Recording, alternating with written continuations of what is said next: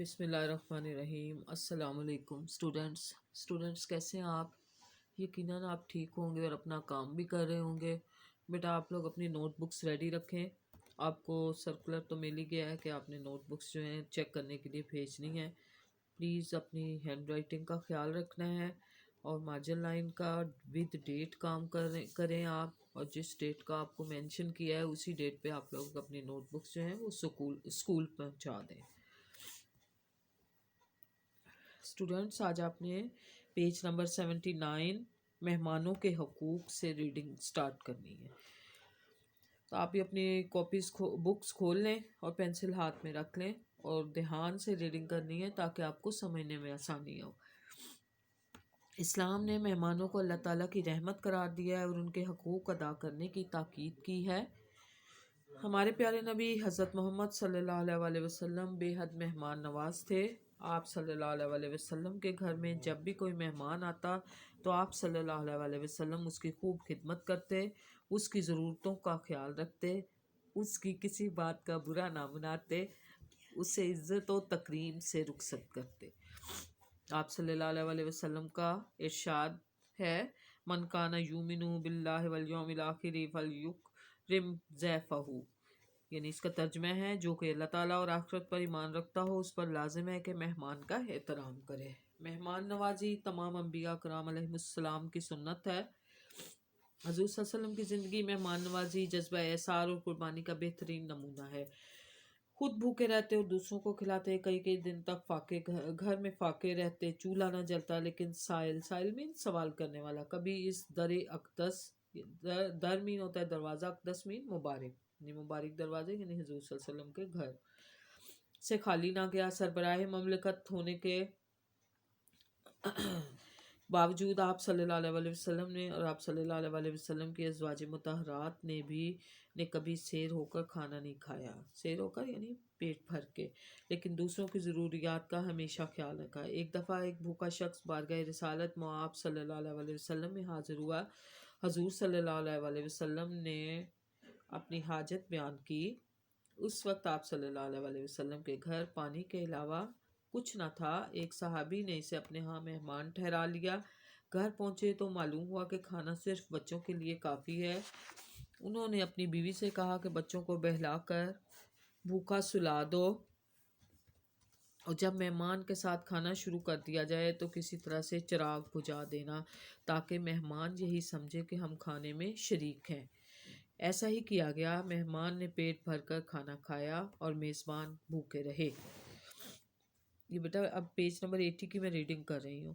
اگلے دن رسول صلی اللہ علیہ وسلم نے ان صحابی سے فرمایا کہ تمہاری مہمان نوازی اللہ تعالیٰ کو بہت پسند آئی۔ نیکسٹ پیراگراف ہے، ہمیں بھی چاہیے کہ ہم مہمانوں کو خندہ پیشانی خوش دلی سے خوش آمدید کہیں، خوش آمدید یعنی ان کا استقبال کریں، انہیں اللہ تعالیٰ کی رحمت سمجھیں، ان کی خدمت کرنے میں کوتاہی نہ کریں۔ مہمان کو بھی چاہیے کہ میزبان کو کوئی ایسی فرمائش نہ کرے کہ جس سے وہ پریشان ہو، اس کے ہاں زیادہ دن قیام نہ کرے، ٹھہرے نہ، قیام کے دوران کوئی ایسی حرکت نہ کرے جس سے میزبان کی عزت پر حرف آتا ہو یا اس کے لیے پریشانی کا باعث ہو۔ مہمان نوازی اسلامی معاشرے کا حسن ہے۔ حسن مین خوبصورتی، ہمیں چاہیے کہ اس حسن کو برقرار رکھیں، برقرار مین قائم رکھیں۔ تو اسٹوڈنٹس اس ہیڈنگ میں پوری مہمانوں کے حقوق میں یعنی حضور صلی اللہ علیہ وسلم نے ہمیں بتایا کہ مہمانوں کے ساتھ آپ نے کیسے سلوک کرنا ہے۔ رسول صلی اللہ علیہ وسلم کی ایک حدیث ہے کہ جس گھر میں مہمان آتے جاتے رہتے ہیں اللہ اس گھر سے محبت کرتا ہے۔ ایک دفعہ حضور صلی اللہ علیہ وسلم کے پاس ایک عورت اپنے خاوند کی شکایت لے کے آئی کہ حضور صلی اللہ علیہ وسلم، میرا خاوند جو ہے وہ بہت زیادہ دعوت اپنے دوستوں کی کرتا ہے اور میں پکا پکا کے تھک جاتی ہوں۔ تو آپ صلی اللہ علیہ وسلم نے خواہش ظاہر کی کہ میں بھی آپ کے گھر مہمان آؤں گا۔ تو وہ بہت زیادہ خوش ہوئی، انہوں نے بہت زیادہ اہتمام کیا کھانے کا۔ جب حضور صلی اللہ علیہ وسلم کھانا کھا چکے تو آپ نے اس کے شوہر کو کہا کہ اپنی بیوی کو کہو کہ جب میں جانے لگوں تو دروازے پہ کھڑی ہو جائے اور اس دروازے کی طرف دیکھے۔ چنانچہ اس عورت نے ایسے ہی کیا۔ جب حضور صلی اللہ علیہ وسلم دروازے سے باہر چلے گئے تو ان کے پیچھے بچھو، سانپ، بلائیں اور جتنی پریشانیاں تھیں وہ حضور صلی اللہ علیہ وسلم کے ساتھ ہی باہر چلے گئیں۔ تو تب اس عورت کو اندازہ ہوا کہ مہمان جو ہیں وہ واقعی رحمت ہیں، برکتیں لے کے آتے ہیں، اور جو قباحتیں ہوتی ہیں وہ اپنے ساتھ لے جاتے ہیں۔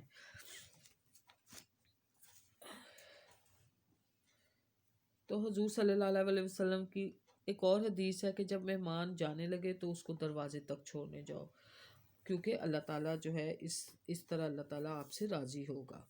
اور حضرت ابراہیم علیہ السلام کی بھی یہ سنت تھی، یعنی اس میں بتایا گیا نا تو تمام انبیاء کرام کی سنت ہے۔ تو حضرت ابراہیم علیہ السلام کی سنت تھی کہ آپ اکیلے بیٹھ کے کھانا نہیں کھاتے تھے، بلکہ مہمان کو ساتھ بٹھا کر کھانا کھایا کرتے تھے۔ حضور صلی اللہ علیہ وسلم نے ایک اور جگہ ارشاد فرمایا کہ اگر تم اللہ پر ایمان رکھتے ہو اور روز قیامت پر ایمان رکھتے ہو تو گھر میں آئے مہمان کی عزت کرو۔ یعنی اس کا مطلب یہ ہے کہ جب مہمان آئے تو ہم اپنے ماتھے پہ تیوری نہ چڑھا لیں کہ اب یہ آ گیا ہے تو پتہ نہیں کیسے خرچہ ہوگا تو یہ کیا ہوگا، بلکہ ہم خوش دلی سے اس کو ویلکم کہیں، اس کو خوش آمدید کہیں، کیونکہ جو مہمان آتا ہے وہ اپنا رزق جو ہے وہ اپنے ساتھ لے کے آتا ہے۔ حضور صلی اللہ علیہ وسلم کی بھی ایک حدیث ہے کہ جب مہمان گھر میں آتے ہیں تو اپنا رزق لے کر آتا ہے، اور جب اس گھر سے واپس جاتا ہے تو اس گھر والوں کے اللہ تعالیٰ گناہ معاف کر دیتا ہے۔ اب یہ دیکھیں کتنی بڑی بات ہے کہ اگر ایک مہمان آتا ہے اور وہ وہاں سے جب واپس جاتا ہے تو اللہ تعالیٰ جو پیچھے میزبان ہیں یعنی گھر والے ہیں ان کے اللہ تعالیٰ سارے گناہ معاف کر دیتا ہے۔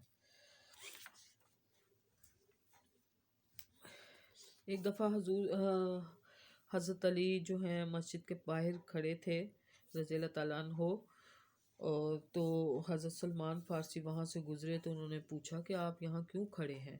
تو انہوں نے کہا کہ میں کسی مہمان کا انتظار کر رہا ہوں، تو لیکن کوئی مہمان جو ہے وہ نہیں آ رہا، چنانچہ کچھ دیر کے بعد ایک بدو شخص وہاں سے گزرا تو آپ نے مفلس شخص وہاں سے گزرا تو آپ نے اسے سینے سے لگایا اور پھر اس مفلس کے ساتھ مل کر جو ہے وہ کھانا کھایا۔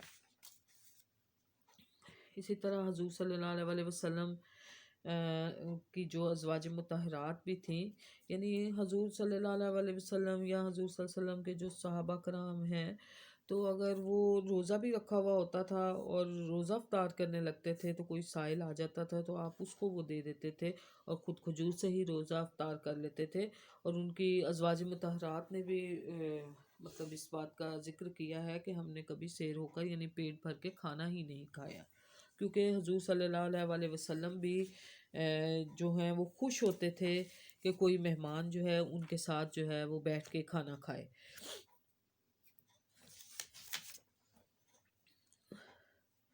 اسی طرح